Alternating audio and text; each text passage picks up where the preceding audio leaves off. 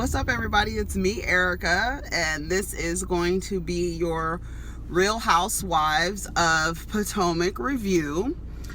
All right, y'all. Go ahead and like, subscribe, and comment. Let the diva know you stopped by. Hope everybody had a good weekend. I made a little video yesterday about, this whole thing with Monique and Candiace, a little bit about it. And then I talked about Tory Lanez and how we always, how in our society men's word carries more weight than a woman's word. What else did we talk about? I think that was pretty much it. So we see this video, this thing that starts with Candiace and Monique, and it starts off where they left off, and the fight, Monique was out. She was out of order. She lost control. She's not remorseful. She's still not remorseful, as we can see next week. She's not remorseful. She felt as if Candiace deserved it, and Candiace had been asking for it, and Candiace is just a little trick that can get, what did she say?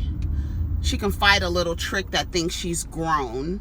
So there's this lack of respect here. I guess she believes that she's Candiace's big sister. Like I said, when you fight someone who you call yourself, you were calling yourself sisters, you fight each other. Monique was whooping Candiace's ass, okay? She was hitting her in the head multiple times. The glass, I finally saw the glass, and I will have to say that the glass was Candiace's only defense. So when you got that drink and that glass thrown in your face, Candiace was doing that after her head was already down with that glass. That glass was not the catalyst. That liquid, the wine glass, was not the catalyst for all this. She egged her. Ashley feels like Ashley was gone and came out and immediately sided with Monique, which was really fucking crazy. I hope that Candiace saw that. The glass did fly, I said, in defense.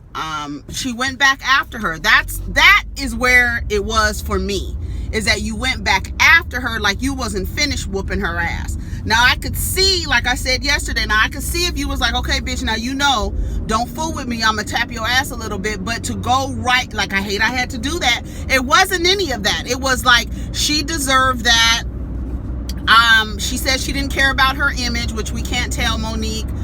Robin, I had to watch it so many times because I wanted to see what everyone was doing. Wendy was yelling like, stop it, stop it, stop it. Robin was mostly standing there really observing. She was really watching. She was looking at Monique, like she said. I went back and watched that. Karen was yelling at Monique to let go, let go, let go. Gizelle was in the middle. Gizelle seemed a little too giddy for my taste. I felt like she was a little bit too happy that this was happening. I guess she was like, haha, this is my chance to get this bitch out of here. Maybe that's what Gizelle was looking giddy for. Robin said that this was all Monique's fault. Now, I was talking to Nate yesterday, and I was looking at it from Monique's perspective. And as a woman who has been betrayed by someone who I called a friend, which I felt betrayal from a friend of 15 years, not of 3 or 4 years. You understand what I'm saying? So she felt betrayed. In a feeling of betrayal, you've been holding on to this built up resentment and issues with Candiace over the last 2 years, or 2 seasons, we should say, because you've known that Candiace was a part of the conversation to try and get you in trouble with your husband by saying that you were sleeping with your trainer. So you've known all this time that Candiace has known this, right? Just like with me, when I found out my friend was talking about me, I did not confront her, and I held on to it. However, I didn't build up resentment against her. I just didn't share with her any more things about me, and eventually the friendship faded out. It just really faded away, and then I got an email with an apology for behavior, right?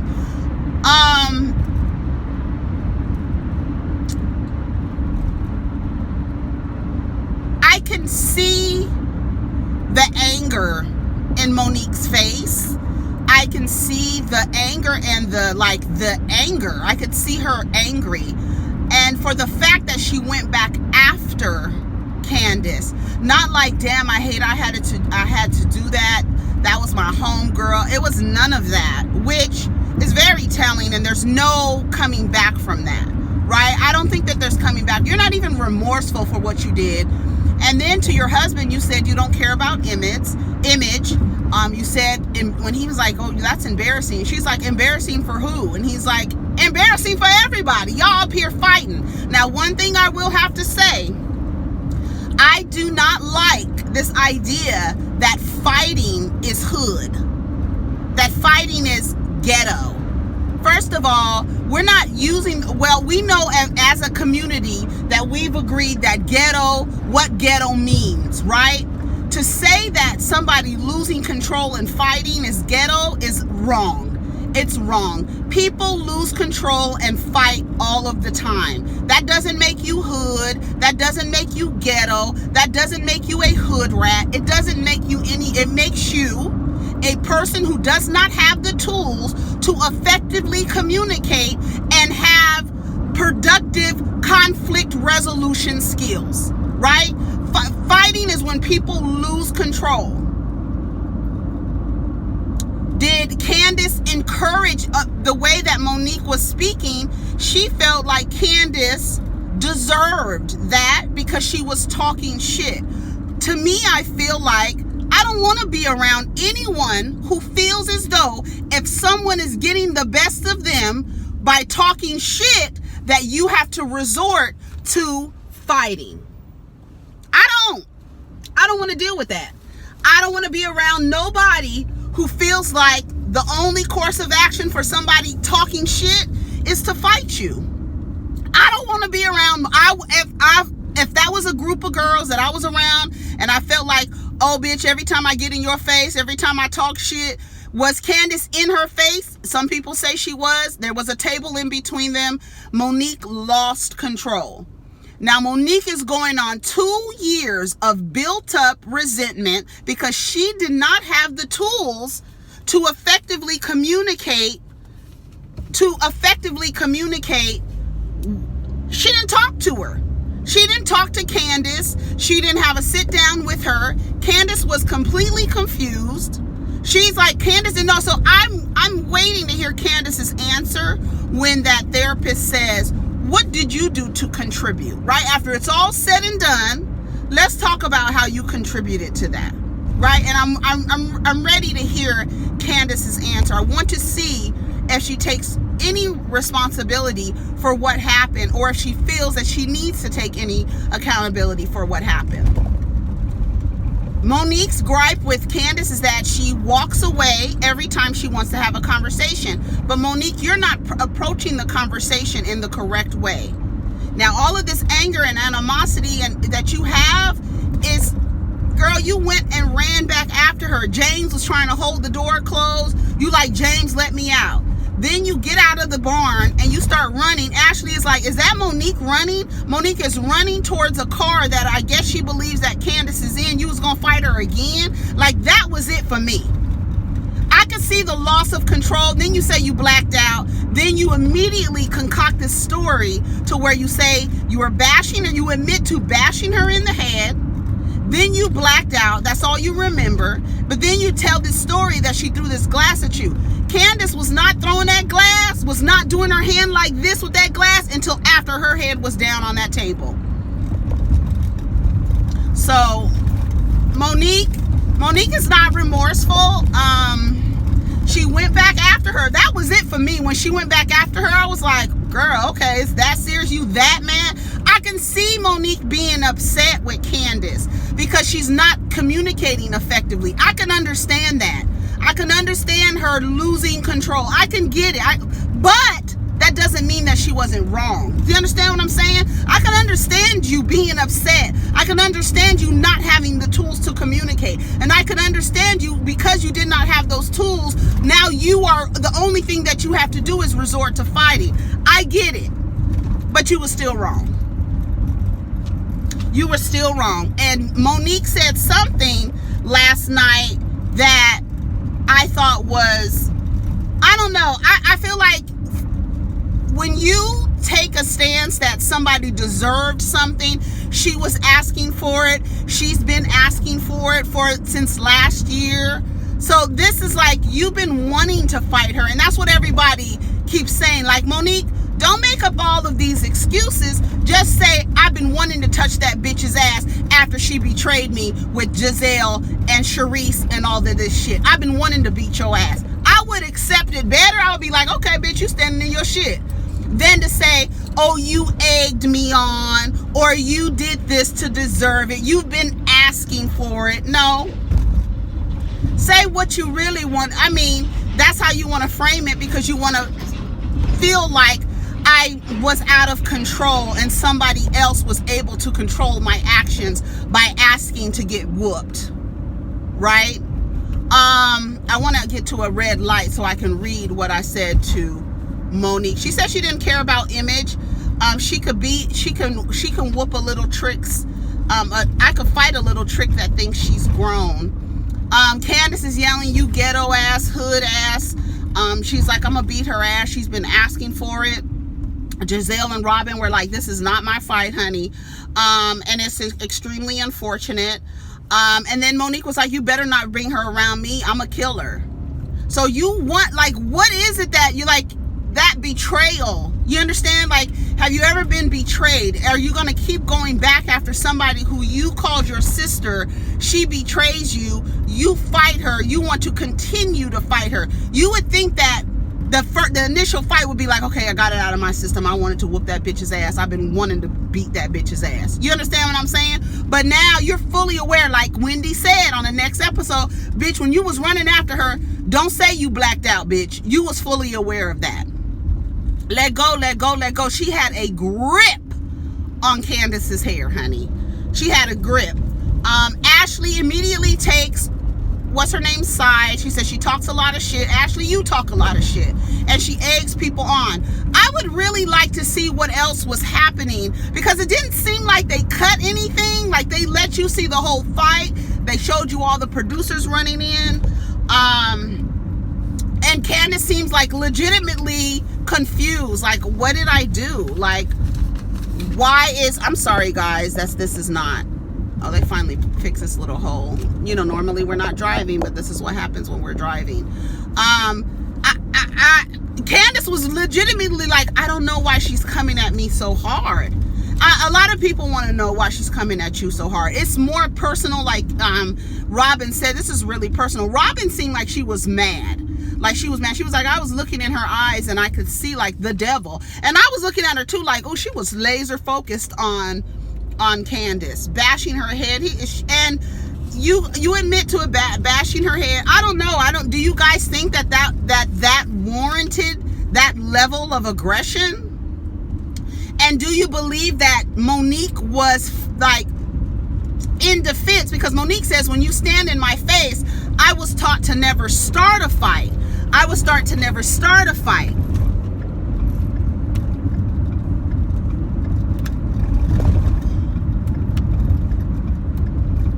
I was taught to never start a fight. Yes, you were taught to defend yourself. A lot of parents teach their children to defend themselves. But was that a defense? Did Monique, did she go into defense mode? I don't know. That was a lot.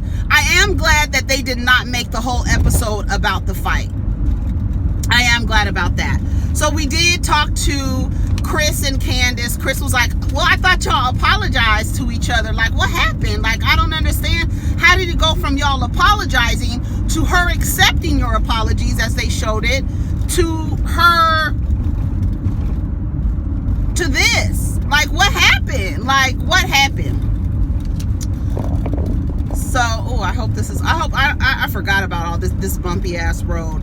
So Karen and Ray, Monique and Chris, Monique was talking to Chris. Chris was like, I think it's embarrassing for everybody.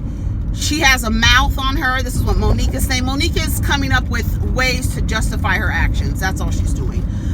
Karen and Ray, they meet with a life coach who is trying to get them to grow in their relationship because they're at a point in their partnership where it's stagnant. So they need to get some freshness in their relationship.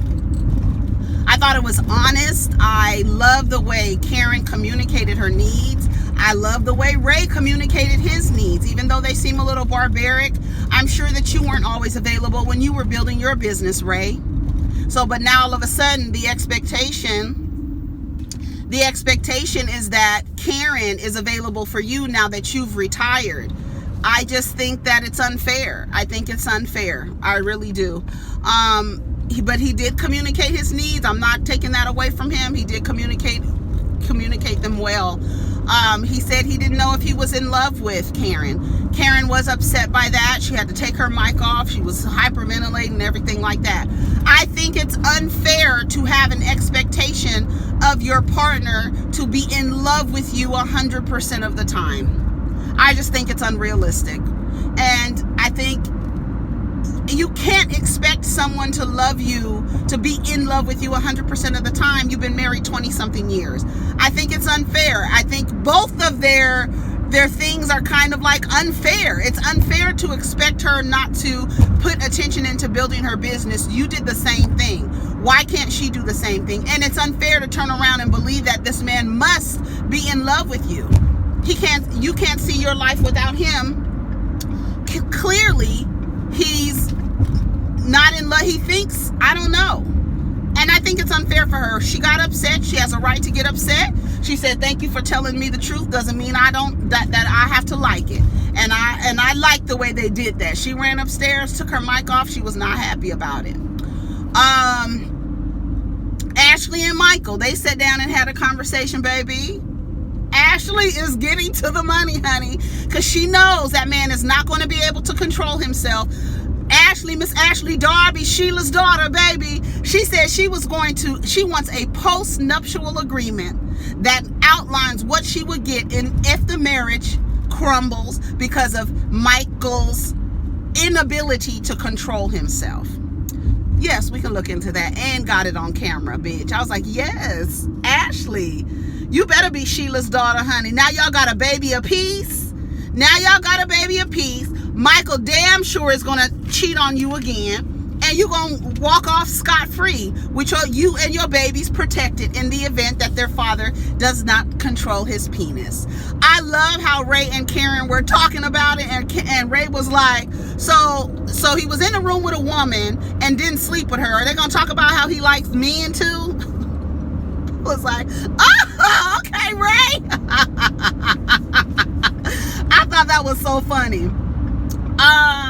What happened after that? That was pretty much it of the episode, y'all. That was pretty much it of the episode. We're gonna see. Oh, no, it's not. No, it's not, baby. Gizelle goes and meets with her father in Atlanta. They're gonna open the restaurant for the girls, right? Jamal bought this existing restaurant, and legacy and generational wealth and all of this stuff. He buys her one of the worst businesses to try to maintain, but that's okay. It's a restaurant. Restaurants are hard. Places where you eat, that's hard. It's hard business to keep open, but more power to him. Great gesture. Gizelle tells her father that, hey, me and Jamal are going to try and get our family back together. The father is in agreement, and he is supportive of her. And she's even asked him to walk her down the aisle. He was like, I'll be there, right? So now they get to the restaurant. First of all, Jamal Bryant, if you're my father, I don't want you talking to me in the same cadence that you talk to your congregation. I don't want it. I don't want that. Don't talk to me like you hustling me. Don't talk to me like that. I don't like it.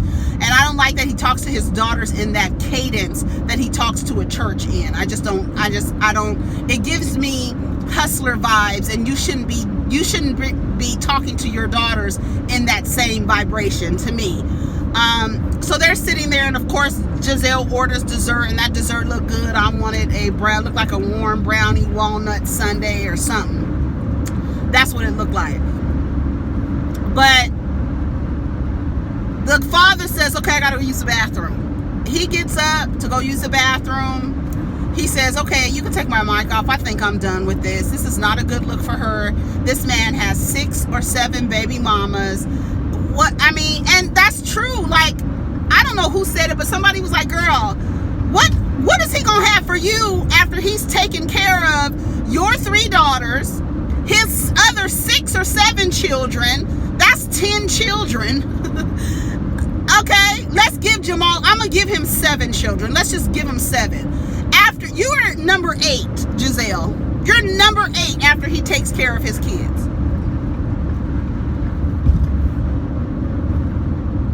Girl, are you serious? I'm with your dad. It's not a good look for her. You want for your daughter, you want something best. I was like, yes, at least we see a father not encouraging his daughter to enter into a relationship that doesn't serve her. Shut out to Gizelle's father. Now, he may be in a motherfucker in his relationship, but he is not going to push his daughter or encourage his daughter to enter a relationship that isn't beneficial for her. Shout out to Mr. Curtis. Shit. And that was pretty much it of the episode. So what do y'all think about it? What do you think about Monique going back to run after Candiace to try and get her for the 2nd round? And what do you think about this idea that fighting is ghetto and hood, and you're a hood rat if you lose control in fighting? What do you think? Do you think that Candiace deserved that? Do you think that was the consequence met the offense, right? She felt like Candiace was talking too much. Do you feel like Candiace was talking too much? And do you feel like that was a appropriate consequence for Candiace's behavior? Y'all let me know. Let's get down in the comments. We'll talk soon. Take care of each other. Peace. Oh, I forgot to tell y'all what I said to Monique last night. Here, I'm at a red light. I forgot. Let's see. Let me get over here. They changed these things. I said,